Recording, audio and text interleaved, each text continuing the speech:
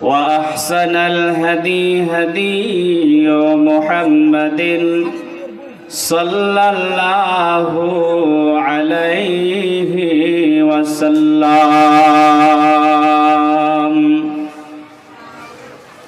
وشر الأمور أواجبها وكل محدثة بدعة وكل بدعة ضلالة وكل ضلالة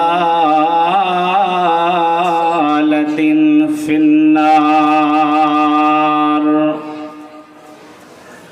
أعوذ بالله من الشيطان الرجيم. بسم الله الرحمن الرحيم.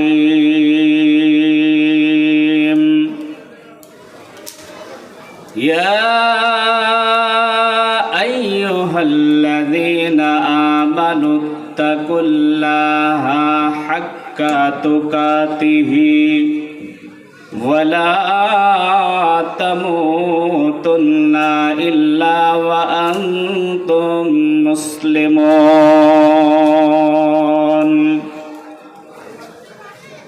وقال النبي الأمين صلى الله عليه وسلم عن عربض بن سرية رضي الله تعالى عنه قال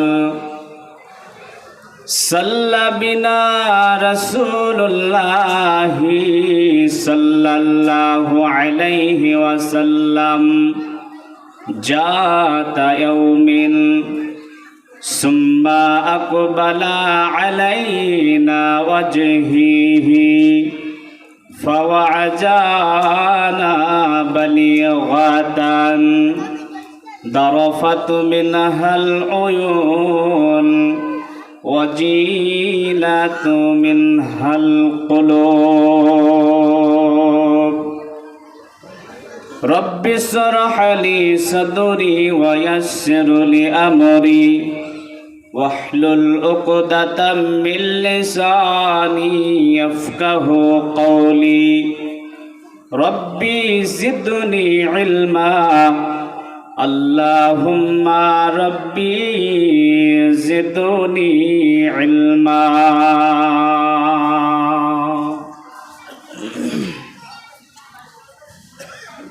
রসুল আমার ভালোবাসা, রসুল আমার আলো আশা, রসুল আমার প্রেম বিরহের মূল আলোচনা, রসুল আমার কাজে কর্মে অনুপ্রেরণা, রসুল আমার ভালোবাসা, রসুল আমার আলো আশা, রসুল আমার প্রেম বিরহের মূল আলোচনা, রসুল আমার কাজে কর্মে অনুপ্রেরণা। যখন দারুণ দুঃখ নামে আমার জীবন জোরে, বিপদ আপদ মুসিবতে মরি পড়ে পড়ে, তখন তোমার শৈশব কৈশোর দেয় যে সান্ত্বনা,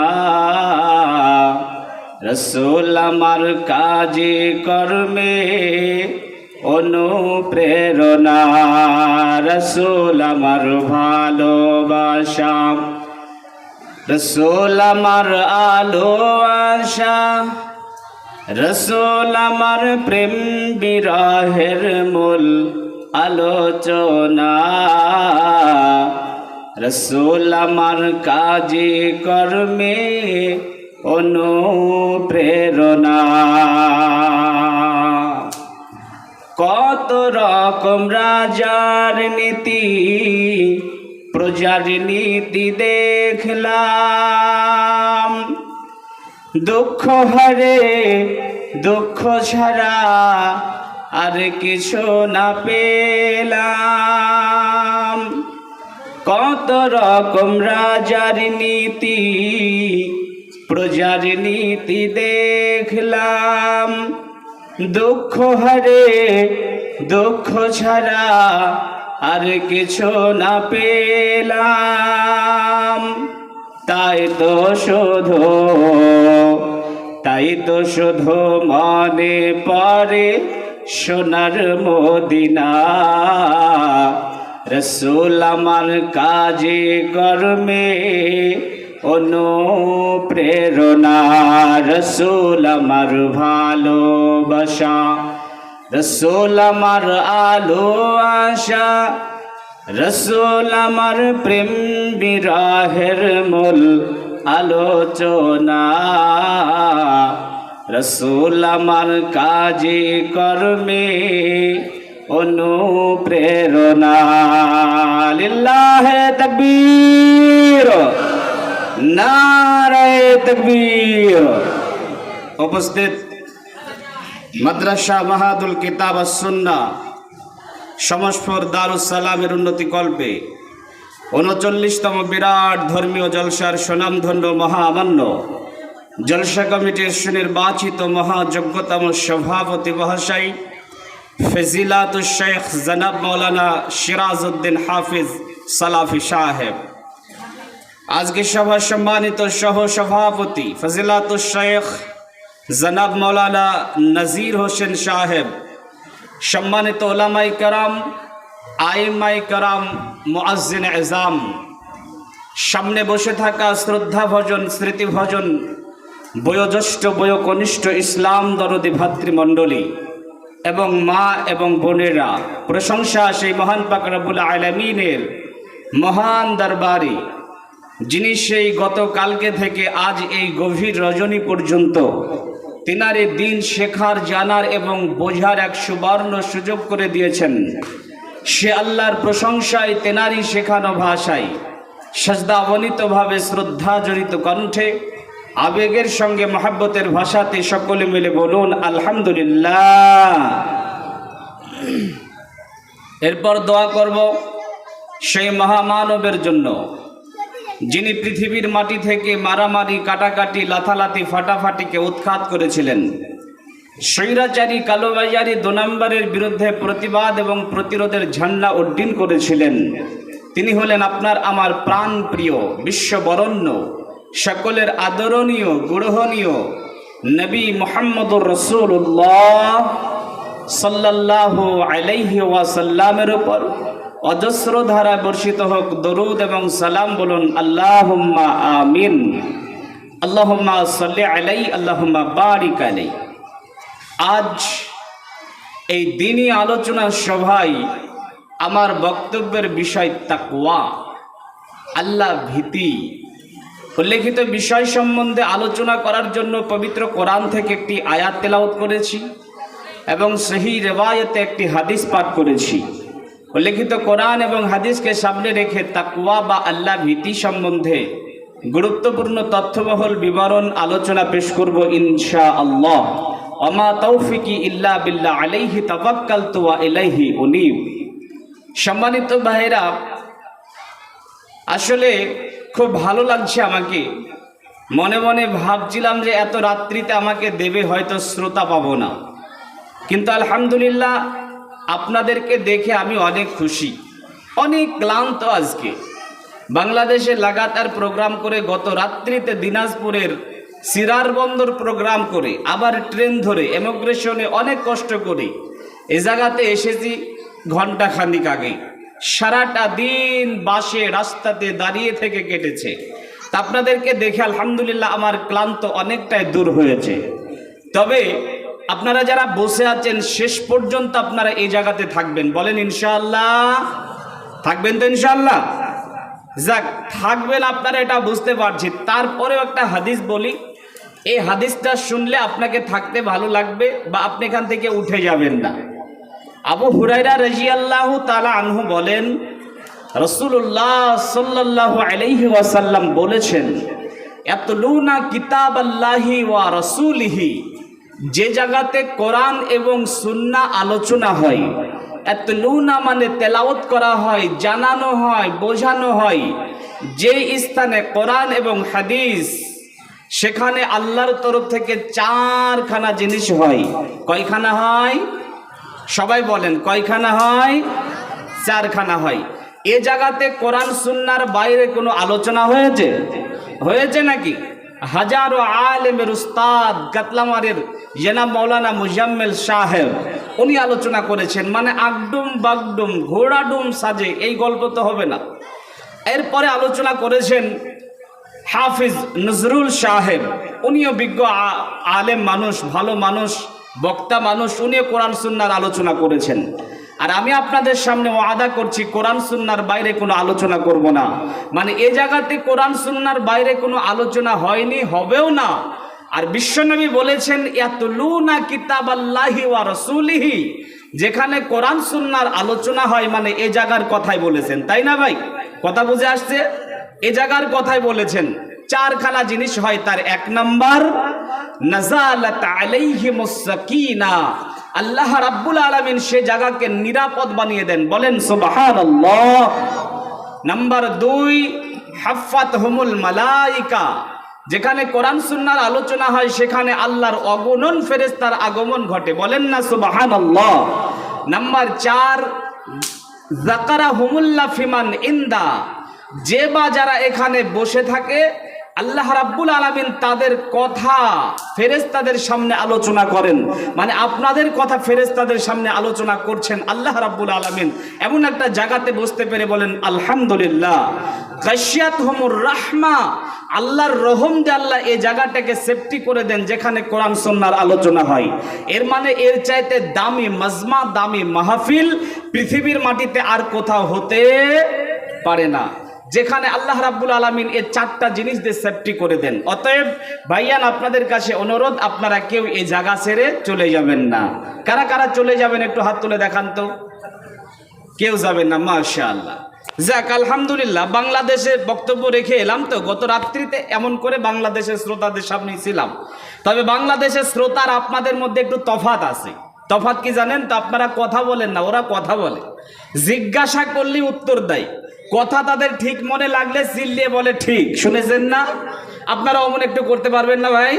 চেষ্টা করেন, ইনশাল্লাহ আমাদের ভালো লাগে। তাহলে আলোচনার বিষয় হচ্ছে তাকওয়া বা আল্লাহ ভীতি, আল্লাহর ভয়। আলোচনাটা বোঝার জন্য দুটো প্রশ্ন করব, আপনারা সবাই জবাব দেবেন। এক নাম্বার প্রশ্ন হলো, পৃথিবীতে আমরা এসেছি, একদিন এই পৃথিবী ছেড়ে আবার যেতে হবে, হবে না? হবে না? একথা আমরা সবাই মানি বা বিশ্বাস করি যে একদিন আমাদের সবাইকে পৃথিবী ছেড়ে চলে যেতে হবে। পরকাল বলে একটা জিনিস আছে, একটা জায়গা আছে, আমাদেরকে সেখানে যেতে হবে, এটা আমরা সবাই বিশ্বাস করি। এবারে বলেন, মরে গেলাম, কবরে চলে গেলাম, এই পর্যন্ত শেষ, নাকি একদিন আবার রবের কাঠগড়াতে দাঁড় হতে হবে? রব আমাদেরকে জিজ্ঞাসা করবেন, করবেন না? করবেন না? করবেন। তাহলে দুটা জিনিস, এক, মরে যাব, দুই, মরা পর্যন্ত শেষ নয়, আল্লাহর কাছে আবার দাঁড়াতে হবে, রব আমাদেরকে জিজ্ঞাসাবাদ করবেন। এরপরে বলেন তো, যে আমরা পৃথিবীতে গুনাহ বেশি করি না নেকি বেশি করি? কোনটা বেশি করি ভাই? গুনাহ বেশি করি। দিন শেষে রাতের বেলায় হিসাব করতে বসবেন, দেখবেন সারাদিন শুধু গুনাহ আর গুনাহই করেছি। আচ্ছা ভাই, জানি মরে যাব, জানি আল্লাহর কাছে জবাবদিহি করতে হবে, এরপরে মানুষ গুনাহ কেন করে? মানুষ গুনাহ করে কেন? কারণটা কি? কারণটা শোনেন। একটা 4 চাকা গাড়ি, যার সব ঠিক আছে, শুধু ব্রেক কাটা আছে, ব্রেক নেই, ওই 4 চাকা গাড়িটা রাস্তায় নিয়ে গেলে অ্যাক্সিডেন্ট করবে না? করবে না? করবে। সব ঠিক আছে কিন্তু ব্রেক নেই, তাই গাড়িটা চড়া যাবে না। অনুরূপ আমাদের সব ঠিক আছে, আমরা আল্লাহ বিশ্বাস করি, আমরা নবী বিশ্বাস করি, আমরা পরকাল বিশ্বাস করি, মরে যাব এটাও জানি, মরার পর আবার জীবিত হতে হবে এটাও জানি, তারপরেও গুনাহ কেন করি? তার কারণ হচ্ছে আমাদের হৃদয়ে আল্লাহর ভয় নেই। আমাদের হৃদয় যদি আল্লাহর ভয় থাকতো, আমাদের এই জায়গাতে বিরেক কাটা। যদি ভয় থাকতো আমরা কোনোদিনও গুনাহ করতে পারতাম না। নামাজ পড়ি না কেন? আল্লাহর ভয় নেই। সুদ খাই কেন? আল্লাহর ভয় নেই। ঘুষ খাই কেন? আল্লাহর ভয় নেই। লটারি কাটি কেন? আল্লাহর ভয় নেই। জেনার আড্ডাতে কেন? আল্লাহর ভয় নেই। এমনি করে পৃথিবীর মাটিতে যাবতীয় গুনাহ মানুষ করে কেন? এর পিছনে একটা ছোট্ট কারণ হলো যে আমাদের হৃদয়ে আল্লাহর ভয় নেই। সেটা একটু কষ্ট করে পানিটা দিবেন। এই জন্যে আল্লাহ রাব্বুল আলামিন পবিত্র কোরআনে বলেছেন,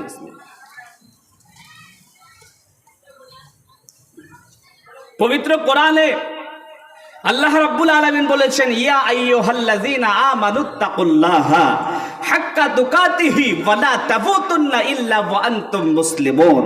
আল্লাহ বলেছেন, হে ঈমানদার বান্দা বান্দিরা, তোমরা আমাকে ভয় করো, ভয় করার মতো ভয় করো, আর মুসলমান না হয়ে মরিও না।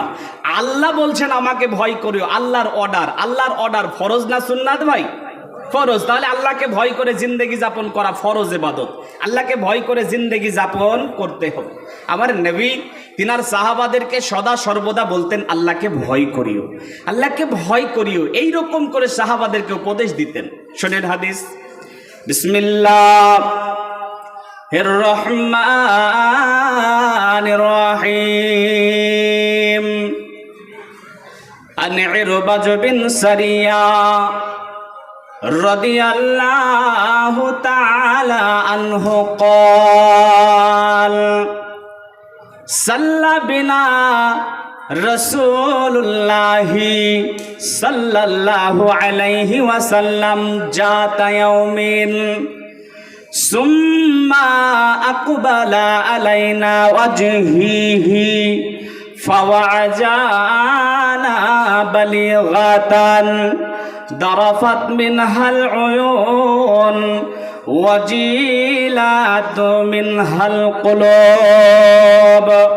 বন্ধুরে আমার, ইরবাজ বিন সারিয়া রাদিয়াল্লাহু তাআলা আনহু বলেন, এ নবীর উম্মতের দলেরা, আল্লাহর গোলামেরা, দিনাজপুরের ভাইরা, মায়েরা, বোনেরা, ভালো করে শ্রবণ করে নেন।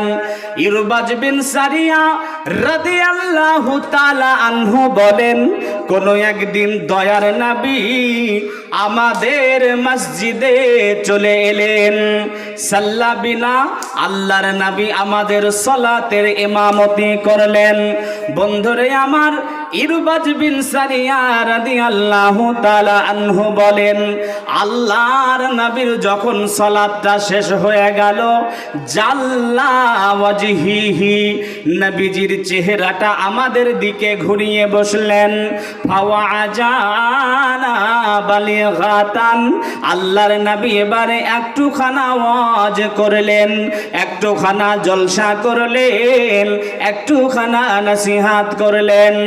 এ নবীর উম্মতের দল, আল্লাহর গোলামেরা, ভালো করে শোনেন। ইরবাজ বিন সারিয়া রাদিয়াল্লাহু তাআলা আনহু বলছেন, আল্লাহর নবী যখন বক্তব্য দিচ্ছিলেন, তখন মসজিদের মধ্যে যতজন সাহাবা ছিল, সকলে অঝোর নয়নে কান্না করতে আরম্ভ করেছে। ওয়াজিলাত মিনহাল কুলুব, সকলের অন্তরটা ভয়ে কম্পিত হয়ে গেছে। নবীজি বলছেন, সাহাবারা শুনছে আর কান্না করছে। এই রকম সময়তে একজন সাহাবা উঠে দাঁড়ালেন। দাঁড়ানোর পরে বলছেন, বিশ্বনবী গো, আপনার মুখ দিয়ে যে বয়ান শুনছি, মনে হচ্ছে যেন আর কোনোদিন আপনার মুখ থেকে বয়ান শুনতে পাবো না। মনে হচ্ছে যেন এটাই জীবনের শেষ নসিহাত। অতএব ও দয়ার নবী গো, আপনি আমাদেরকে কিছু ওসিয়াত করে যান। বন্ধুরে আমার, ওই সাহাবার কথা শুনে আল্লাহর নবী অনেক অনেক অনেকগুলো ওসিয়ত করেছিলেন। আর যার সর্বপ্রথম ওসিয়তটা ছিল, তোমরা আল্লাহকে ভয় করবে। আল্লাহর নবী তিনার সাহাবাদেরকে এমনি করে সদা সর্বদা বলতেন, আল্লাহকে ভয় করিও, আল্লাহকে ভয় করে জিন্দেগি যাপন করিও, তাকওয়া অর্জন করিও, তাকওয়াশীল হইও। এমনি করে আমার নবী তিনার সাহাবাদেরকে সদা সর্বদা বলতেন। ভাইয়ান, একটা জিজ্ঞাসা করে উত্তর দেন, নবীজি যে জামানাতে পৃথিবীর মাটিতে এসেছিলেন, বলেন তো জামানাটার নাম কি? বলতে পারবেন আপনারা? আইয়ামে জাহেলিয়াত। আপনারা একটু কথা বলেন, উপরে তো আলেম ওলামা আছেন, আপনারা একটু বলবেন। আপনারা যদি বলেন তাহলে বুঝবো যে আপনারা কিছু বুঝতে পারছেন, আমি আপনাদেরকে কিছু দিতে পারছি। আপনারা একটু কথা বলবেন। নবীজি যে জামানাতে এসেছিলেন, জামানাটার নাম হচ্ছে জাহেলিয়াতের জামানা, বর্বরতার জামানা, অশিক্ষিতদের জামানা। এর মানে কি তখনকার মানুষ সবাই মূর্খ ছিল? কি মনে হয় আপনাদের, সবাই মূর্খ ছিল? মানে ওদের প্রয়োজন হলে কি টিপসই মারতো? জি না, এমনটা না, তারা শিক্ষিত ছিল। আবু জাহেল যার নাম, মানে জাহেলের বাবা, সে একজন কবি। আবু জাহেলও শিক্ষিত। তাহলে তাদেরকে বা তাদের জামানাটাকে বর্বরতার অশিক্ষিতদের জামানা কেন বলা হতো? তার কারণ হচ্ছে তাদের বোধগম্য ছিল না, নৈতিক জ্ঞান ছিল না, মানবিক জ্ঞান ছিল না, হিতাহিত জ্ঞান ছিল না। সত্য কোনটা, মিথ্যা কোনটা, ন্যায় কোনটা, অন্যায় কোনটা, হালাল কোনটা, হারাম কোনটা, নারীর সতীত্বের কতটা দাম, এরা তারা বুঝতো না। নারীকে নিয়ে খেলতামাশার বিষয় মনে করত। এই জন্য তাদেরকে বলা হয় জাহেল, অজ্ঞ, বর্বর। এই নবীর উম্মতের দল, ভালো করে লক্ষ্য করুন, আমার দিকে শ্রবণ করুন। নবীজি এই জামানায় পৃথিবীর মাটিতে এলেন। আসার পরে ওই জামানার এক অংশকে, একটা শ্রেণীকে, একটা দলকে একটা র্যাপিড চেঞ্জ করলেন। দিন ছিল রাত হয়ে গেল, উল্টো ছিল সোজা হয়ে গেল, এইরকম একটা চেঞ্জ করে দিলেন। যারা ন্যায় অন্যায়ের পার্থক্য বুঝতো না, তারা ন্যায়ের জন্য বদ্ধপরিকর হয়েছিল। যারা সত্য মিথ্যার পার্থক্য বুঝতো না, তারা সত্যের জন্য নিজের জীবনটাকে কুরবানি দিয়েছিল। যারা নারীদেরকে খেলতামাশার বিষয় মনে করত, তারা নারীর সতীত্বের অধিকার নিয়ে দাবি তুলতে আরম্ভ করেছিল। তারা এতটা পরিবর্তন, এতটা পরিবর্তন, এতটা পরিবর্তন, আল্লাহর কোরআনে আল্লাহ তাদের মর্মে আয়াত অবতীর্ণ করছেন, রাদি আল্লাহু আনহুম ওয়ারাদু আনহু, আমি আল্লাহ তাদের উপরে রাজি হয়ে গেছি এবং তারাও আমার উপরে রাজি হয়ে গেছে। বলেন সুবহানাল্লাহ। এতটা পরিবর্তন করেছিলেন কিসের মাধ্যমে? কথা বলেন, কিসের মাধ্যমে? টাকা পয়সার লালসা দেখে? কথা বুঝতে পারছেন না ভাই? ক্ষমতার লালসা দেখে? কোন নারীর লালসা দিয়ে না, এদের হৃদয়ে আল্লাহর ভয় ঢুকাতে সক্ষম হয়েছিলেন, বিধায় তারা পরিবর্তন হয়েছিল। আজকেও যদি আপনি পাপের সঙ্গে যুক্ত থাকেন, সুদ, ঘুষ, হারাম, জুয়া, লটারি ইত্যাদি ইত্যাদি পাপের সঙ্গে যুক্ত থাকেন, আপনার হৃদয়ে একটু তাকওয়ার জায়গা করে দেন, একটু আল্লাহ ভীতি তৈরি করুন, আপনিও পরিবর্তন হয়ে যাবেন। জি, মুআজ বিন জাবাল রাদিয়াল্লাহু তাআলা আনহু নবীজির কাছের একজন সাহাবা, এবং পৃথিবীর মাটিতে যত আলেম উলামা এসেছেন, মুহাদ্দিস মুহাক্কিক এসেছেন, ইনাদের সরদার হচ্ছেন মুআজ বিন জাবাল রাদিয়াল্লাহু তাআলা আনহু। হাসরের ময়দানে মুআজ বিন জাবাল থাকবেন আলেমদের কাতারের সবার আগে, আর সব আলেম থাকবে মুআজ বিন জাবালের পিছনে। এই মুআজ বিন জাবাল লম্বা, নাক খাড়া, কুকুরানো চুল, যখন তিনি বয়ান করতেন তখন মানুষের হৃদয়ে সে বয়ান জায়গা করে নিত। বিশ্বনবী মুআজ বিন জাবালকে বিদেশিরা ইসলাম গ্রহণ করলে তাদের কাছে পাঠিয়ে দিতেন দিন বোঝানোর জন্য। কোন এক সময় আল্লাহর নবী মুআজ বিন জাবালকে বলছেন, মুআজ, ইয়ামানে যেতে হবে। বন্ধুরে আমার, হযরতে মুআজ বিন জাবাল রাদিয়াল্লাহু তাআলা আনহু বলেন, আল্লাহর নবী যখন বললেন মুআজ ইয়ামানে যেতে হবে, তখন আমি আমার বাসা চলে গেলাম, বাড়ি চলে গেলাম, আমার বেডিং বিস্তার গুছালাম, একটা সাওয়ারি নিলাম, সাওয়ারির উপরে চড়ে বসলাম। নবীর উম্মতের দল, আল্লাহর গোলামেরা ভালো করে শ্রবণ করে নেন। মুআজ বিন জাবাল রাদিয়াল্লাহু তাআলা আনহু বলেন, আমি আমার সাওয়ারির উপরে চড়ে এক পা করে চলতে আরম্ভ করলাম। যখন আমি নবীজির বাড়ির সামনে পৌঁছালাম, তখন আল্লাহর নবী তিনার ঘর থেকে বের হয়ে এলেন। বন্ধুরে আমার, মুআজ বিন জাবাল রাদিয়াল্লাহু তাআলা আনহু বলেন, আমি আমার সাওয়ারির উপরে চড়ে আছি, আল্লাহর নবী আমার সঙ্গে এক পা করে হাঁটছে। এই নবীর উম্মতের দল, মুআজ বিন জাবাল রাদিয়াল্লাহু তাআলা আনহু বলেন, আমি সাওয়ারির উপরে চড়া, আল্লাহর নবী আমার সঙ্গে এক পা করে হাঁটছেন, আর আমাকে অনেকগুলো উপদেশ দিলেন। অনেকগুলো উপদেশ দেওয়ার পরে বলছেন, মুআজ রে, তুমি ইয়ামানে যাচ্ছ, যাও, কিন্তু মুআজ শোনো, যখন তুমি সেখান থেকে ফিরে আসবে, মনে হয় আমি নবীজির সঙ্গে আর দেখা হবে না।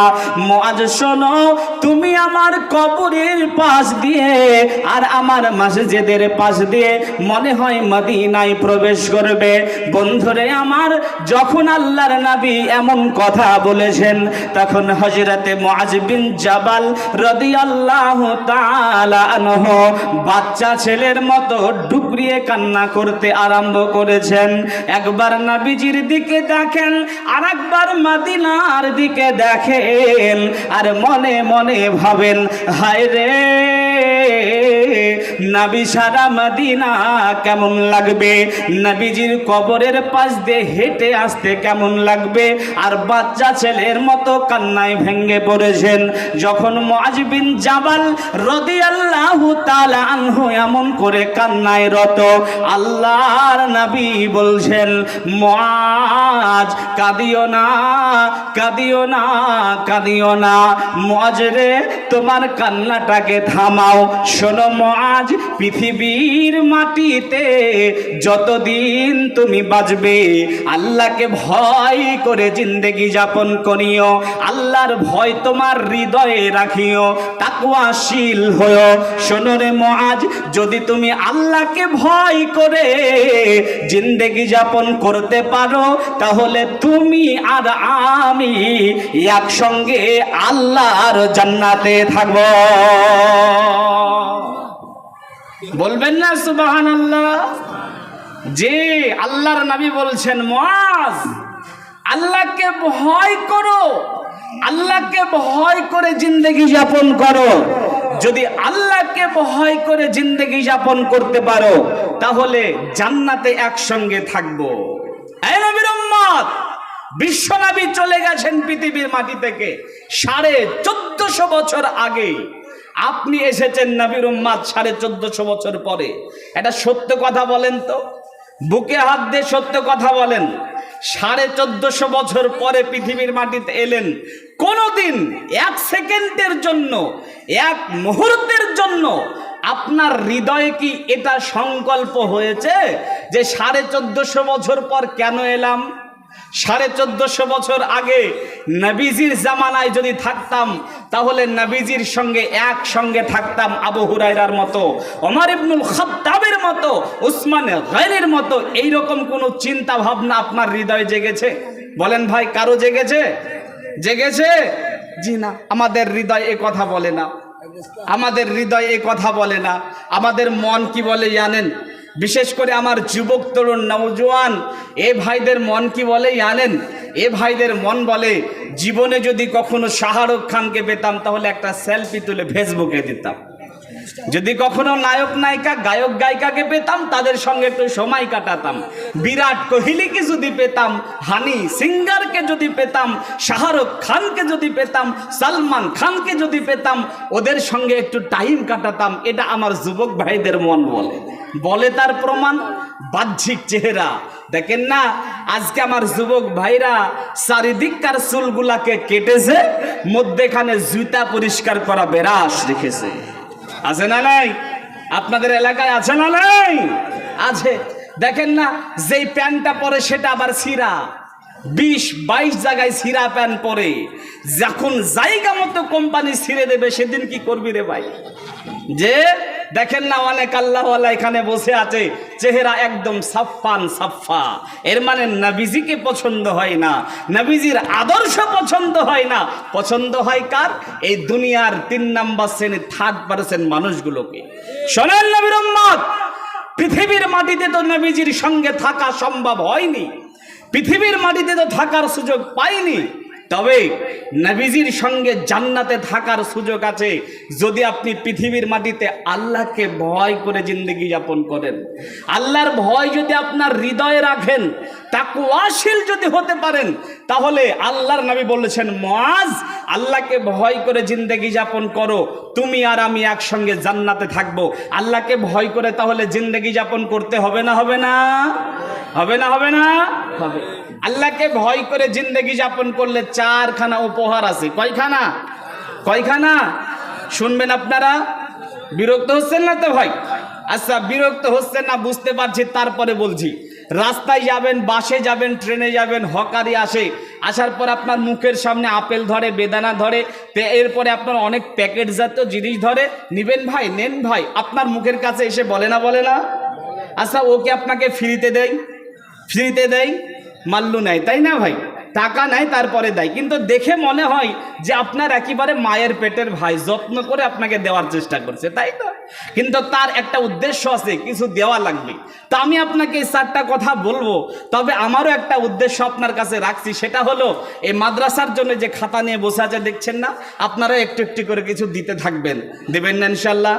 অনেক দিয়েছেন, তারপরেও যারা দেননি একটু একটু করে দিতে থাকেন, আমি একটু একটু করে বলতে থাকি। 1 নাম্বার উপহার, বিসমিল্লাহির রহমানির রহিম।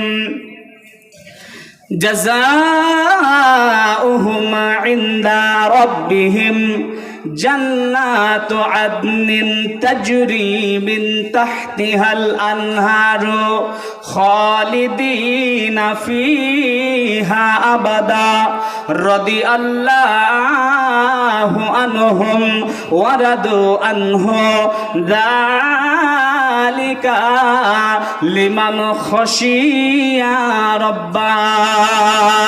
বন্ধুরে আমার, আল্লাহ বলেন তাদের বদলা আল্লাহর কাছে রয়েছে। নবীর উম্মতির দলে না, আল্লাহর গোলামেরা ভালো করে শ্রবণ করে নেন, তাদের বদলা আল্লাহর কাছে রয়েছে। বদনাটার নাম কি? জান্নাত আদন, চিরস্থায়ী জান্নাত। তাজরি মিন তাহতিহাল আনহারু, যার তল দিয়ে নহর প্রবাহিত হবে। খালিদিনা ফিহা আবাদা, যেখানে তারা চিরস্থায়ী ভাবে থাকবে। রাদিয়াল্লাহু আনহুম ওয়া রাদু আনহু, যেখানে আল্লাহ তাদের উপরে রাজি থাকবে এবং তারাও আল্লাহর উপরে রাজি থাকবে। বন্ধুরে, এই বদলাটা কার জন্য? আল্লাহ বলেন, লিমান খাশিয়া রাব্বা, লিমান খাশিয়া রাব্বা, লিমান খাশিয়া রাব্বা।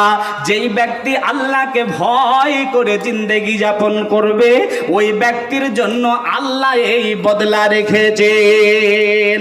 তাহলে 1 নাম্বার বদলা, আল্লাহকে ভয় করে জিন্দেগি যাপন করলে আল্লাহ বলছেন জান্নাত হবে।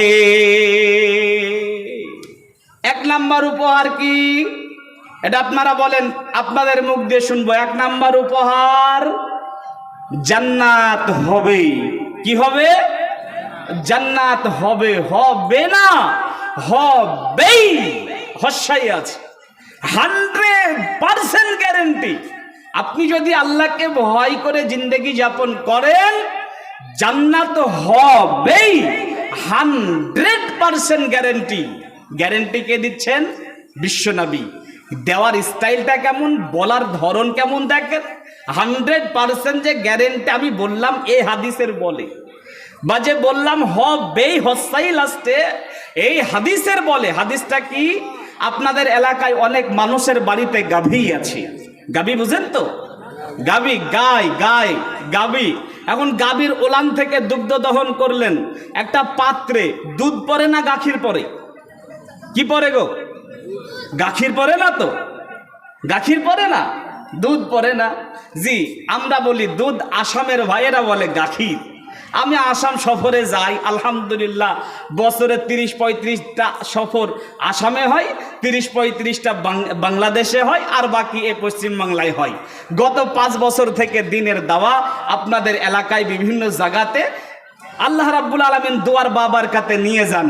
তো আসামে একবার গেলাম, আসামে যা বাড়িতে থাকতে দিয়েছে ওই বাড়িওয়ালা আমাকে বলছে, হুজুর গাখীর খাইবেন? আমি তখন বললাম নতুন জিনিস দেন, খাবো। তা আমাকে খেতে দিল, সব কিছু দিল, 1 কাপ দুধও দিল, খেয়ে নিলাম, কিন্তু গাখীর আমাকে দেয় না। আমি তো রাস্তাতে যখন চলে আসলাম গাখীর পেলাম না। রাস্তাতে এসে একটাই চিন্তা, গাখীর দিল না, দিতে চেয়েও দিল না। তা আমার আগে এক বক্তা যেত আসামে, তাকে আমি জিজ্ঞাসা করলাম, আচ্ছা ভাই গাখীর কি? তখন তিনি বলছেন, আপনি কি দুধ খাইছেন? আমি বললাম হ্যাঁ দুধ খেয়েছি। তো বলছে ওটাই গাখীর। তো ভাইয়ান, আপনি গাভীর ওলান থেকে দুগ্ধ দহন করলেন, খুব ভালো করে বুঝেন, ভালো করে বুঝেন। গাভীর ওলান থেকে দুগ্ধ দহন করলেন, দুধটা একটা বালতিতে পড়লো, একটা পাত্রে পড়লো। আপনাকে যদি বলা হয় যে এই পাত্রের দুধটা আবার গাভীর ওলানে প্রবেশ করাতে হবে, এ কি সম্ভব? বাজে, এ কি সম্ভব? এটা যেমন অসম্ভব, ওই রকম যেই ব্যক্তি আল্লাহকে ভয় করে জিন্দেগি যাপন করবে তার জাহান্নাম যাওয়া অসম্ভব। বলেন সুবহানাল্লাহ। নবী আমার বলেন, লা ইয়ালিদুন নার রাদুলুন বাকা মিন খাশিয়াতিল্লাহ হাত্তা ইয়াউদুল লাবানু ফিজ জাররি। এ নবীর উম্মতের দল, আল্লাহর গোলামেরা, দিনাজপুরের ভাইরা, মায়েরা, বোনেরা, ভালো করে শোনেন। নবী আমার বলেন, লা ইয়ালিদুন নার, ওই ব্যক্তি জাহান্নাম যাবে না, যাবে না, যাবে না, যাবে না। বাকা মিন খাশিয়াতিল্লাহ, যেই ব্যক্তি আল্লাহকে ভয় করে জিন্দেগি যাপন করেছে, হৃদয়ে আল্লাহর ভয় নিয়ে চলেছে, তাকওয়াশীল হয়েছে, তাকওয়া অর্জন করেছে, ওই ব্যক্তি জাহান্নাম যাবে না। ওর জাহান্নাম যাওয়া কত বড় অসম্ভব। হাত্তা ইয়াউদুল লাবানু ফিজ জাররি, যেমন করে একটা গাভীর ওলান থেকে দুগ্ধ দহন করে দুগ্ধটা আবার উলানের মধ্যে প্রবেশ করানো অসম্ভব, ওই রকম আল্লাহকে ভয় করনেওয়ালারা জাহান্নাম যাবে না। তাহলে 1 নাম্বার উপহার কি হলো? জান্নাত হবেই। আপনারা একটু আমার সাথে বলেন, 1 নাম্বার উপহার কি হলো? জান্নাত হবেই। এটা 1 নাম্বার উপহার। 2 নাম্বার উপহার, হাসরের ময়দানে আরশের নিচে স্থান হবে। বলেন সুবহানাল্লাহ। পৃথিবী একদিন ধ্বংস হয়ে যাবে, পৃথিবী একদিন সমূলে নিশ্চিহ্ন হয়ে যাবে, তাবাহ তাবাহ হয়ে যাবে। ইজাস সামাউন ফাতারাত, আসমানটা ভেঙে যাবে। ওয়াইজাল কাবাকিবুন তাসারা, তারকা মণ্ডলী বিক্ষিপ্ত অবস্থায় ছিটকে পড়বে, পৃথিবী ধ্বংস হয়ে যাবে। ভাইয়া, পৃথিবী যখন ধ্বংস হয়ে যাবে, আল্লাহ রাব্বুল আলামিন আমাদিগকে, মানে আদম আলাইহিস সালাম থেকে নিয়ে পৃথিবীর শেষ মানুষ অবধি সবাইকে একটা জায়গাতে জমা করবেন। যে জায়গাতে জমা করবেন তার নাম হচ্ছে হাসরের ময়দান। কিসের ময়দান? হাসরের ময়দান। হাসরের ময়দানটা কেমন হবে? নবী আমার বলেন, ইহশারুন নাসু ইয়াউমাল কিয়ামাতি আলা আরদিন বাইদা আফরা কা কুরসাতিন নাকি। আল্লাহর নবী বলছেন, যে হাসরের ময়দানে আমাদেরকে একত্রিত করবেন, সে হাসরের ময়দানটা পুরো তামার মতো হয়ে থাকবে। নিচের জমিনটা পুরো তামা, আই নবীর উম্মত লক্ষ্য করেন, নিচের জমিন পুড়ে তামা, খাল নাই, বিল নাই, উঁচু নাই, নিচু নাই, গাছ নাই, পাহাড় নাই, পর্বত নাই, কিচ্ছু নাই, রুটির মতো চকচকে একটা জমিন। এখানে আল্লাহ আমাদেরকে একত্রিত করবেন, এটা নিচের জমিন। মিকদার রাদিয়াল্লাহু তাআলা আনহু বলছেন, তুদনা, নবী আমার বলেছেন, তুদনা শামসু ইয়াউমাল কিয়ামা মিনাল খালকি হাত্তা তাকুনা কা মিকদারে মাইল। আল্লাহর নবী বলছেন, সূর্যটা মানুষের 1 মাইল কাছাকাছি নেমে চলে আসবে। এটা বোঝার চেষ্টা করেন, নিজেদের মধ্যে গল্প করিয়েন না, আমার দিকে লক্ষ্য করেন। নিচের জমিন পুড়ে তামা, সূর্যটা আবার 1 মাইল কাছাকাছি। আরবিতে মাইল বলা হয় সুরমা চোখে দেওয়ার কাঠিটাকে। সুরমা চোখে দেওয়ার কাঠি দেখেছেন? কথা বলেন, দেখেছেন? তা দেখবেন কেন? বিড়ি দেখেছেন? সিগারেট দেখেছেন? আল্লাহওয়ালাদের পকেটে হাত দিলে পাওয়া যাবে একটা আতর, একটা টুপি, একটা সুরমা। আর দিনী ভাইদের পকেটে হাত দেওয়া মাত্রই বিড়ি আর সিগারেট, তাই না গো? জি, সুরমা চোখে দেওয়ার কাঠি বরাবর, একে বলা হয় মাইল। নবী বলেছেন 1 মাইল কাছাকাছি সূর্য চলে আসবে, নিচের জমিনটা পুড়ে তামা, মধ্যখানে থাকতে হবে আপনাদেরকে আমাদেরকে। অবস্থা হুফাতান উরাতান গুরলান, খাতনাবিহীন অবস্থায়, উলঙ্গ অবস্থায়, খালি পায়ে এখানে আমাদেরকে থাকতে হবে। মানুষ সেদিন ত্রাহি ত্রাহি করবে, হতকম্প, মানুষের মগজগুলা কান দিয়ে নাক দিয়ে ফুটে ফুটে বেরোবে।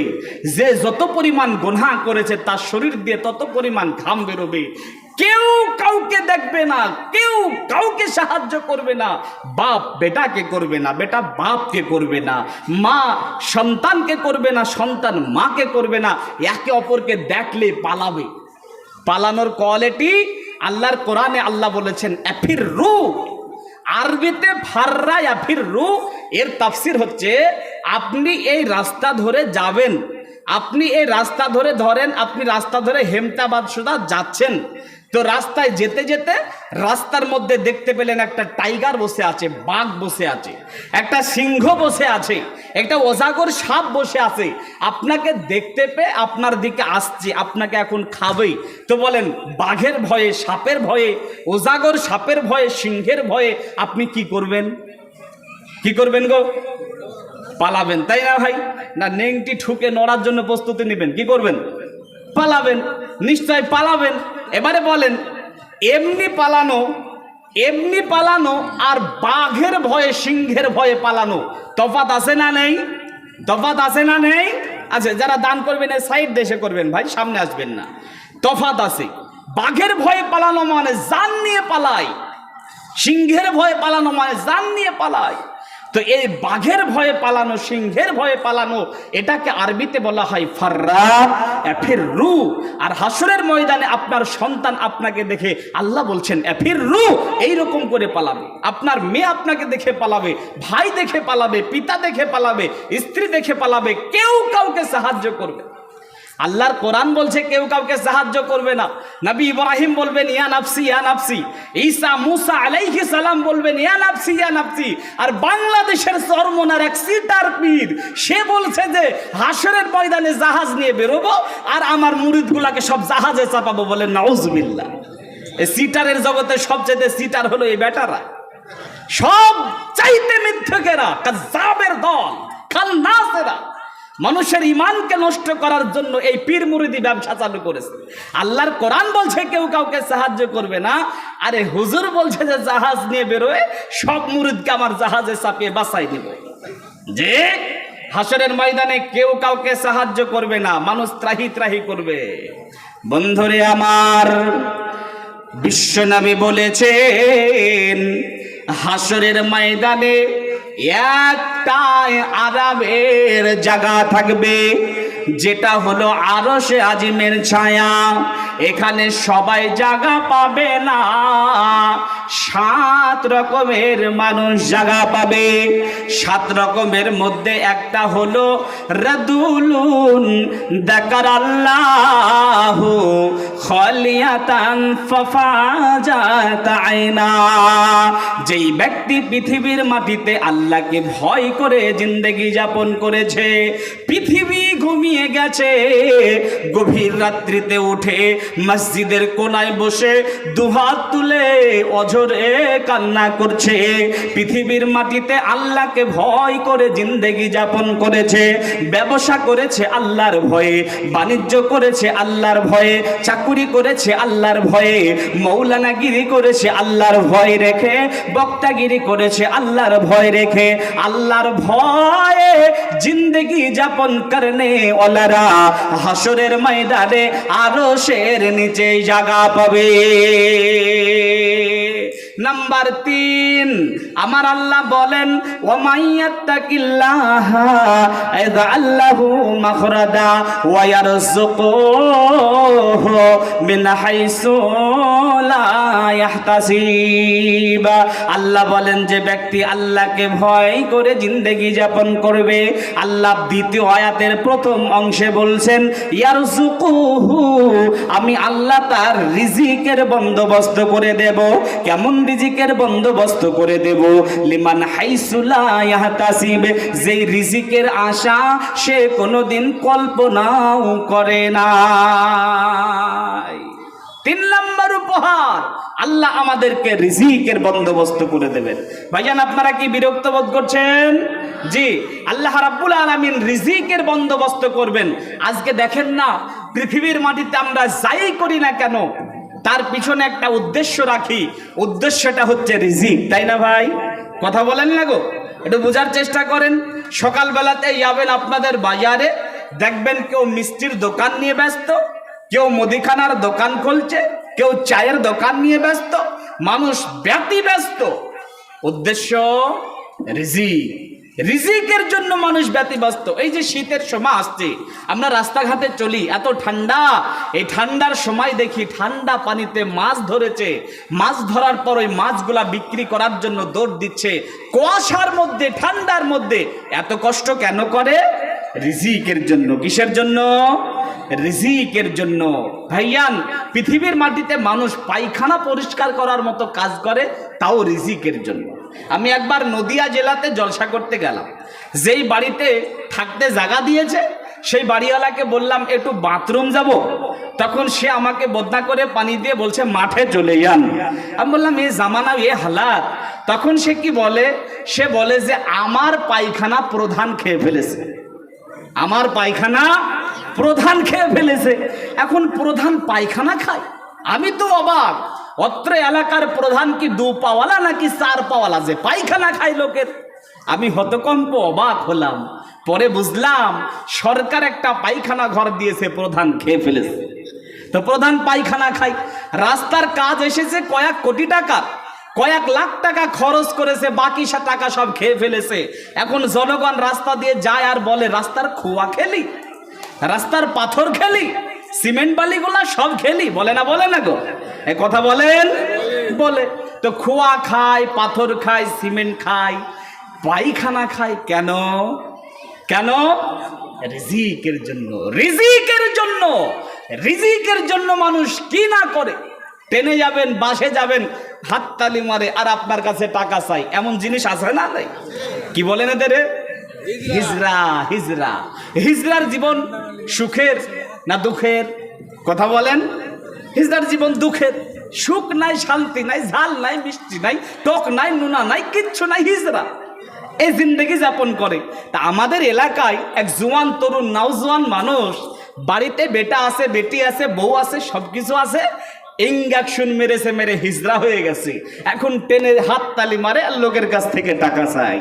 তো পুরুষত্বের জীবন নষ্ট করে হিজরার জীবন গ্রহণ করলো কেন? কেন? রিজিকের জন্য। মানুষ কি না করে, রিজিকের জন্য মানুষ কি না করে। আল্লাহ বলেন বান্দা, বান্দা রে আমাকে ভয় করে জিন্দেগি যাপন করো, যদি আমাকে ভয় করে জিন্দেগি যাপন করতে পারো, ইয়ারযুকুহু, আমি আল্লাহ তোমাকে রিজিকের বন্দোবস্ত করব। কেমন রিজিকের বন্দোবস্ত করব বান্দা শোন। একটা পাখি তার বাসা থেকে সকালবেলাতে খালি পেটে দুই ডানাকে উড়াতে উড়াতে চলে যায়, কিন্তু সন্ধ্যার সময়তে ভরা পেটে ঘরে ফিরে। পাখি জানতো না তার রিজিক কোথায় ছিল। আমার আল্লাহ তার রিজিকের বন্দোবস্ত করেছেন। একটা চতুষ্পাদ জন্তু জানোয়ার, সিংহের মতো, বাঘের মতো, হাতির মতো, আল্লাহ তাদেরকেও রিজিক দেন। পিপিলিকা থেকে মশা মাছি সবাইকে আমার আল্লাহ রিজিক দেন। ওরা আশরাফুল মাখলুকাত না রে ভাই, আমরা হলাম আশরাফুল মাখলুকাত। আল্লাহ বলেন ওয়াতিন, ডুমুর ফলের কসম, ওয়াজাইতুন, জাইতুন ফলের কসম, ওয়াতুরে সিনিন, তুর পাহাড়ের কসম, ওয়াহাইয়াল বালাদিল আমিন, মক্কা শহরের কসম। 4 বার কসম করে আমার আল্লাহ বলছেন লাকাদ খলাকনাল ইনসানা ফি আহসানি তাকবীম, মানুষ রে আমি তোমাকে সব চাইতে সুন্দর করে বানিয়েছি। আমার আল্লাহ সূরা ইসরার মধ্যে বলছেন ওয়ালাকাদ কাররামনা বানি আদম, আমি মানুষের মর্যাদা সবার উপরে করে দিয়েছি। আমরা হলাম রবের সর্বশ্রেষ্ঠ সৃষ্টি, আমরা সর্বশ্রেষ্ঠ সৃষ্টি। আল্লাহ যদি চতুষ্পাদ জন্তু জানোয়ার, পাখিকে, মশাকে, মাছিকে রিজিক দিয়ে থাকেন, তো আমাদেরকেও আল্লাহ রিজিকের বন্দোবস্ত করে দেবেন। তবে শর্ত হলো, আল্লাহ বলেন আল্লাহকে ভয় করে জিন্দেগি যাপন করতে হবে, তাকওয়াশীল হতে হবে, আল্লাহর ভয় হৃদয়ে রাখতে হবে। তাহলে আল্লাহ আপনার অজান্তে, আপনার অজানার রিজিক আপনাকে দিয়ে দেবে। এটা হলো 3 নাম্বার উপহার, যে আল্লাহ রাব্বুল আলামিন আপনাকে রিজিকের বন্দোবস্ত করে দেবেন। 4 নাম্বার উপহার, বিসমিল্লাহ, 4 নাম্বার উপহার হলো বিসমিল্লাহির রহমানির রহিম, ওয়া মান ইয়াত্তাকিল্লাহা ইয়াজআল লাহু মিন আমরিহি ইসরা। আল্লাহ বলেন যেই ব্যক্তি আল্লাহকে ভয় করে জিন্দেগি যাপন করবে, আল্লাহ তার কাজকে আসান করে দেবেন, সহজ করে দেবেন। আল্লাহ তার বিপদের সঙ্গী হবেন। বলা যাবে না সুবহানাল্লাহ? জি ভাই, একটু বাংলাদেশের শ্রোতা মনে হচ্ছে, এবার একটু সুবহানাল্লাহ আলহামদুলিল্লাহ বলবেন। যদি আপনি সুবহানাল্লাহ একবার বলেন, ফজিলত জানেন। এ দেখেন, নিচের দিকে দেখেন, কি দেখা যায়? কি দেখা যায়? মাটি। উপরে কি দেখা যায়? আসমান। যদি আপনার মুখ দিয়ে একবার আল্লাহকে সন্তুষ্টি করার জন্য সুবহানাল্লাহ বলেন, তো এই মাটি থেকে আসমান পর্যন্ত আল্লাহ নেকি দিয়ে ভরিয়ে দেন। বলেন সুবহানাল্লাহ। তাহলে আল্লাহকে ভয় করে জিন্দেগি যাপন করলে আল্লাহ বিপদের সঙ্গী হয়ে যায়। যে আমরা সবাই জানি একটা ঘটনা, তারপরে একটু স্মরণ করিয়ে দিই ইমানি জাজবাটাকে ঝালানোর জন্য। বানি ইসরাইলের জামানার ওই যে 3 জন যুবক ঘুরতে ঘুরতে অনেক দূরে চলে গেছে, ঝড় বৃষ্টির আশঙ্কায় গুহায় আশ্রয় নিয়েছে। পাথর একটা গড়তে গড়তে এসে গুহাকে অবরোধ করে দিয়েছে, জানি না আমরা। তো যখন গুহার মধ্যে আবদ্ধ, বেরোতে পারে না, তখন তারা কি বলছিল? তারা বলছিল চলো নিজের জীবনের ভালো কাজ স্মরণ করি, রবকে বলি রব্বুল আলামিন আমাদেরকে হেফাজত করবেন। তো ওই 3 জনের মধ্যে দ্বিতীয় জন ব্যক্তি কি বলেছিল? দ্বিতীয় জন ব্যক্তি বলেছিল, প্রভু গো, আমার একটা চাচাতো বোন ছিল, নবীর উম্মতির দল, আল্লাহর গোলামের দল, ভালো করে শ্রবণ করে নেন। ওই ব্যক্তি বলছে, রব্বানা, প্রভু গো, আমার একটা চাচাতো বোন ছিল। পৃথিবীর পুরুষেরা মহিলাদেরকে ভালোবাসে ঠিকই, কিন্তু আমি আমার চাচাতো বোনকে যতটা ভালোবাসতাম, পৃথিবীর কোন পুরুষ কোন মহিলাকে এতটা ভালোবাসত না। কোনো একদিন আমি আমার চাচাতো বোনের কাছে চলে গেলাম, যাওয়ার পরে তাকে আমার মনের কথাটা প্রকাশ করে দিলাম, তার সঙ্গে কুকর্মের লিপ্ত হব, এই উপদেশ, এই আদেশ, এই রকম প্রস্তাব তার সামনে যখন বললাম, আল্লাহ ওয়ালি চাচাতো বোন আমার কথাকে নাকচ করে দিল। আমি নিরাশ হয়ে তার কাছ থেকে ঘুরে এলাম। কিছুদিন পরে দেশের মধ্যে কাহাসালি অভাবী দুর্ভিক্ষ দেখা দিল। তো অভাবের তাড়নায় আমার ওই চাচাতো বোন আমার কাছে দৌড়ে চলে এলো। আসার পরে আমার কাছ থেকে 100টা স্বর্ণের দিরহাম ধার চাইলো। আমি দিতে রাজি হলাম, তবে শর্ত করে নিলাম আমার সঙ্গে কুকর্মে লিপ্ত হতে হবে। অভাবের তাড়নায় আমার চাচাতো বোন রাজি হয়ে গেল আমার সঙ্গে কুকর্ম করবার জন্য। রব্বুল আলামিন, তুমি তো জানো যখন আমি আমার চাচাতো বোনকে 100টা স্বর্ণের দিরহাম ধার দিতে চেয়েছি, সেই সময় আমার কাছে একটাও স্বর্ণের দিরহাম ছিল না। অতি কষ্ট করে হাড় ভাঙ্গা পরিশ্রম করে আমি 100টা স্বর্ণের দিরহাম জোগাড় করলাম, আমার চাচাতো বোনের হাতে দিয়ে দিলাম। শর্ত মোতাবেক আমার চাচাতো বোন একটা নির্জনে, একটা আড়ালে, একটা ঘরের মধ্যে আমার সঙ্গে দেখা করেছে। অনেক দিনকার ভালোবাসার মানুষ, যখন কাছে পেয়ে গেছি তখন তাকে জড়িয়ে ধরে নিয়েছি। আমি তার উপরে চড়ে গেছি, কুকর্ম করব সেই কারণে। কিন্তু যখন আমি তার উপরে চড়া, এ নবীর উম্মতির দলেরা, যুবকেরা, তরুণেরা, নওজোয়ানেরা ভালো করে শ্রবণ করে নেন। ওই ব্যক্তি বলছে, যখন আমি আমার চাচাতো বোনের উপরে চড়া, তখন দেখলাম আমার চাচাতো বোনের চোখ দিয়ে অঝোর নয়নে পানি ঝরছে আর থরথর করে কাঁপছে।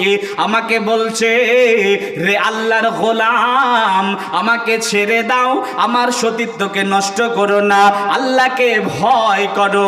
ওই ব্যক্তি বলছে, যখন আমার চাচাতো বোন আমাকে বলেছে আল্লাহকে ভয় করো, তখন আমার হৃদয়ে আল্লাহর ভয় ঢুকে গেল আর আমি থরথর করে কাঁপতে আরম্ভ করে দিলাম। এতদিনের যৌন চাহিদা, এতদিনের খাওয়াহিস, এতদিনের ভালোবাসার মানুষটাকে কাছে পেয়ে আল্লাহর ভয়ে আমার যৌন চাহিদা দমন হয়ে গেল। আমি থরথর করে কাঁপতে কাঁপতে কাঁপতে আমার চাচাতো বোনের উপর থেকে নেমে গেলাম। আমি তাকে ছেড়ে দিলাম, আমি তার সঙ্গে কুকর্ম করলাম না। আর তাকে 100টা স্বর্ণের দিরহাম যে ধার দিয়েছিলাম, ওটা আর কোনো দিনও ফেরত নেই নাই।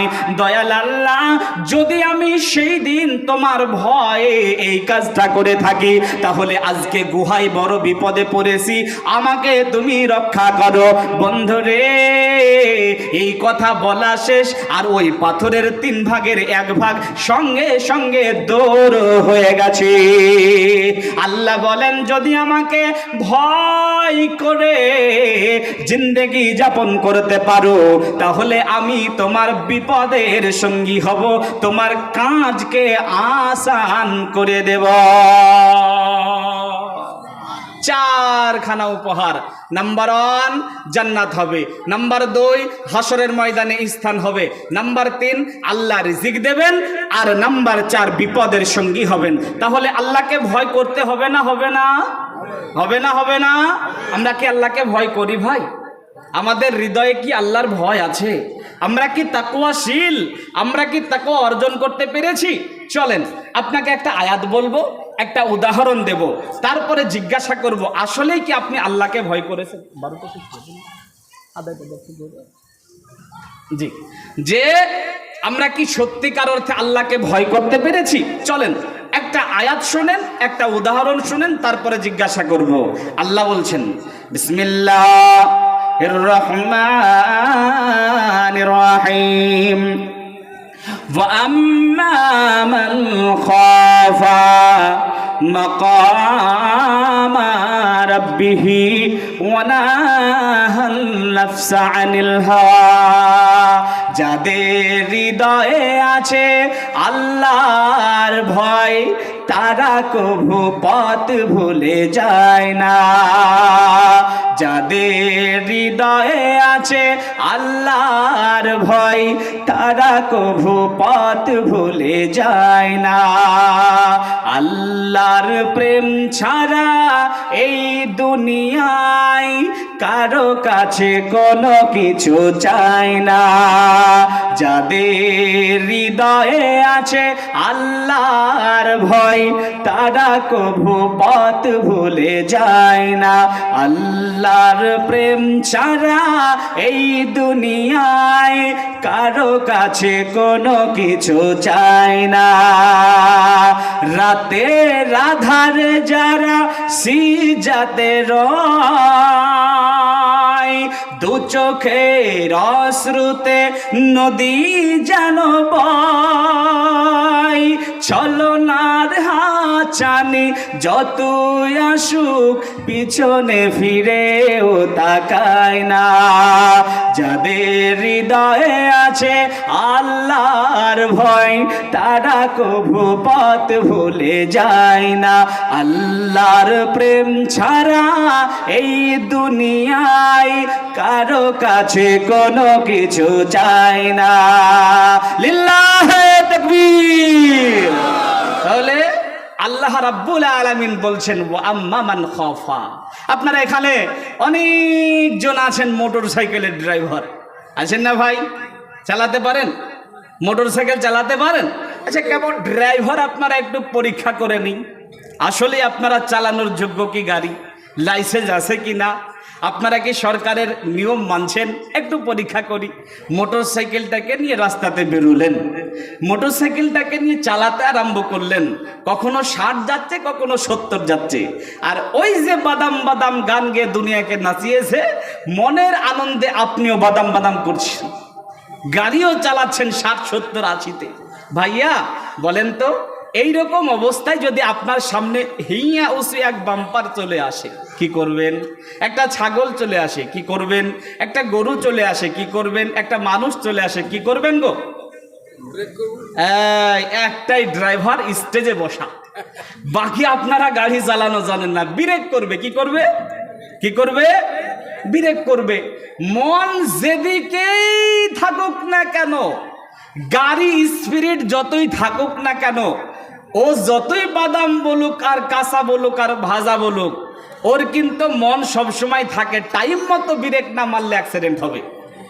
আর এই কারণে টাইম মতো ব্রেক মেরে গাড়িটাকে থামাই, তাই না ভাই? জি। ও মনে করে যদি আমি ঠিক মতো ব্রেক না করতে পারি অ্যাক্সিডেন্ট হবে, ক্ষতি হবে, জেল হবে, জরিমানা হবে, এই কারণে ব্রেক মারার জন্য ব্রেকে হাত রাখি। তা আল্লাহ কি বলছেন? আম্মা মান খাফা, এ নবীর উম্মতের দল, আল্লাহর গোলামেরা ভালো করে শ্রবণ করে নেন। ওয়া আম্মা মান খাফা, যার হৃদয়ে আল্লাহর ভয় থাকবে। কিসের ভয়? মাকামা রাব্বিহি, একদিন রবের দরবারে দাঁড়াতে হবে, আল্লাহর সামনে দাঁড়াতে হবে।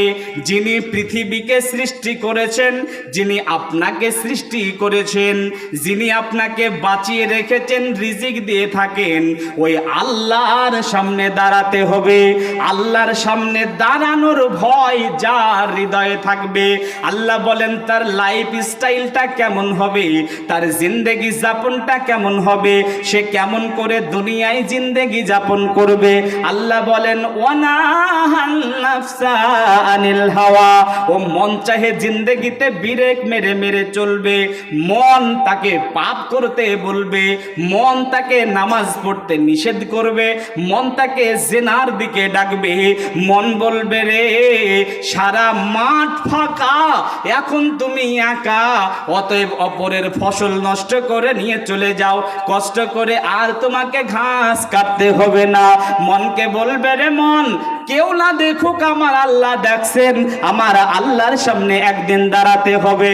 মন আপনাকে জুয়ার দিকে ডাকবে, মনকে বলবে রে মন, আজকে জুয়া খেললাম ঠিক আছে, আল্লাহর সামনে দাঁড়িয়ে কি জবাব দেব? মন আপনাকে সিনেমার দিকে ডাকবে, মনকে বলবে রে মন, আজকে গুনাহ করলাম ঠিক আছে, আল্লাহকে কি জবাব দেব?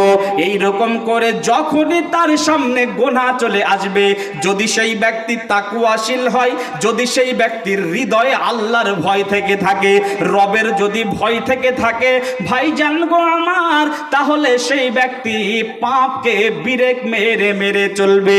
আল্লাহ বলেন এমনি করে জিন্দেগি যদি যাপন করতে পারে, ওয়ানাহান নাফসা আনিল হাওয়া ফাইনাল জান্নাতা হিয়াল মাওয়া, তাহলে সেই ব্যক্তি জান্নাতের মেহমান হবে। তাহলে আল্লাহকে ভয় করতেই হবে, আল্লাহর ভয় হৃদয়ে রাখতেই হবে।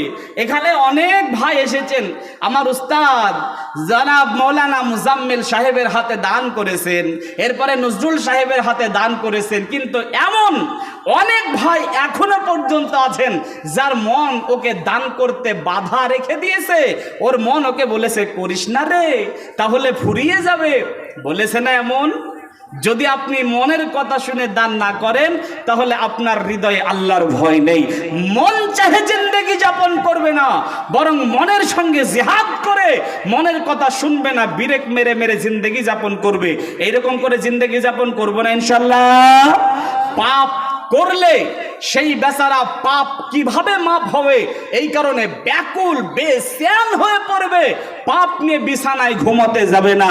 বন্ধু, আমাদের জীবনে এমন কিছু পাপ আছে যেই পাপের কথা আমি জানি, দ্বিতীয় আর কেউ জানে না। এমন কিছু পাপ আছে যদি সন্তান জানতো বাপ বলে পরিচয় দিত না, যদি স্ত্রী জানতো তাহলে সংসার করত না, মা জানলে সন্তান বলে পরিচয় দিত না। এমন অনেক গুনাহ আছে আমাদের জীবনে, গুনাহ করার পর আমরা একটুকু নার্ভাস হই না, একটুকু আমরা চিন্তা করি না, এক জাররা পরিমাণ আমাদের মধ্যে ভাবনা নেই যে কিভাবে গুনাহ মাফ করব। কেন ভাবনা নেই? তার কারণ আল্লাহর ভয় নেই। একটা ঘটনা বলবো, তারপরে ইনশাল্লাহ মাদ্রাসার দিকে আসবো। আপনারা কে উঠাউঠি করবেন না, বলেন উঠাউঠি করবেন না ইনশাল্লাহ?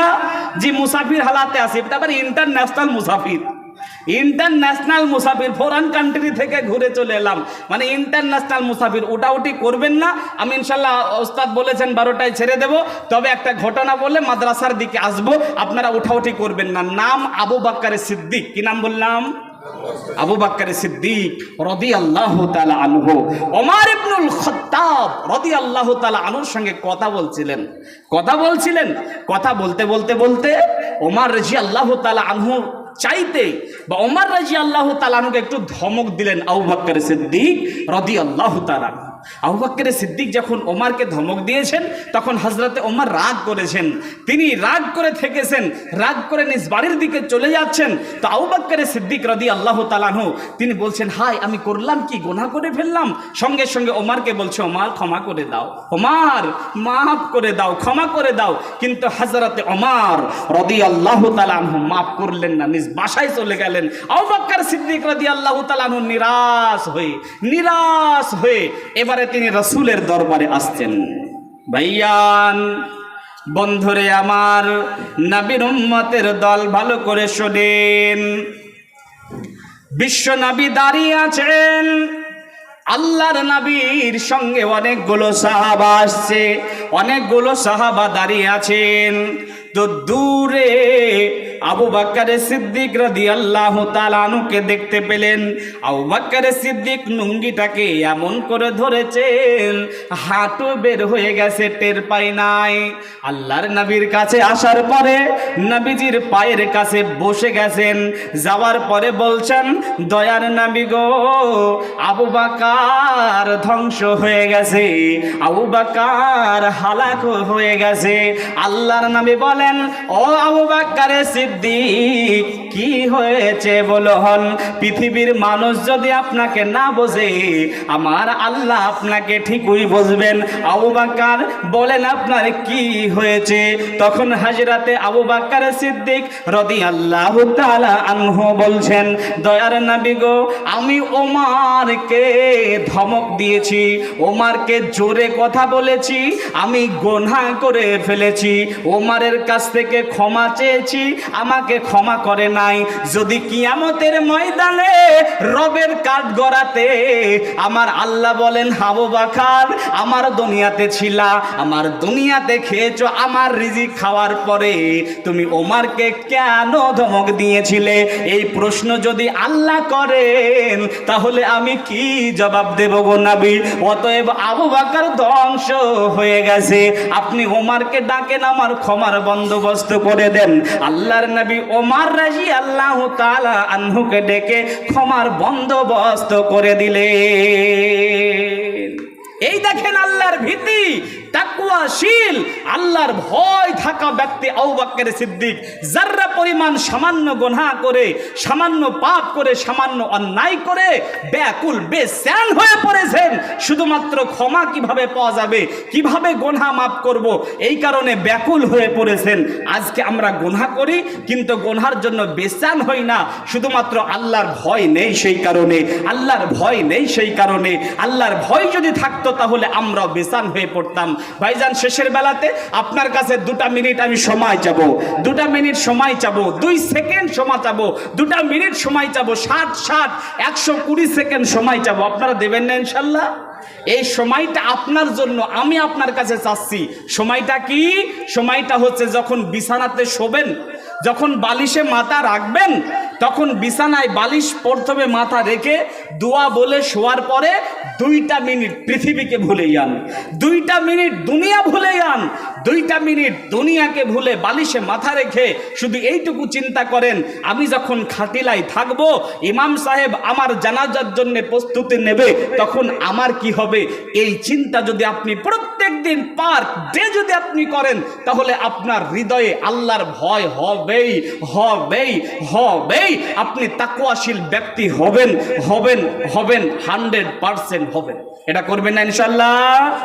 ইনশাআল্লাহ, ইনশাআল্লাহ। এইটুকু মনে রাখবেন, আজকে 2 দিন ব্যাপী এই যে সভা সাকসেস, এই কাজটা যদি মা বোন আপনারাও করেন, ভাইয়ের আপনারাও করেন, বিছানায় শুয়ে 2টা মিনিট আপনি প্রত্যেক দিন ভাববেন, আমি খাটিলাতে শোবো, জানাজা আমার হবে, এখন আমার কি হবে?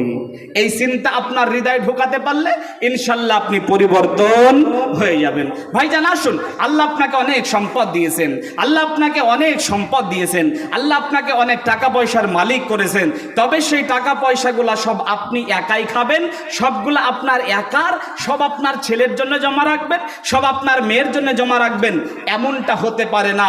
ওই টাকার মধ্যে থেকে, ওই পয়সার মধ্যে থেকে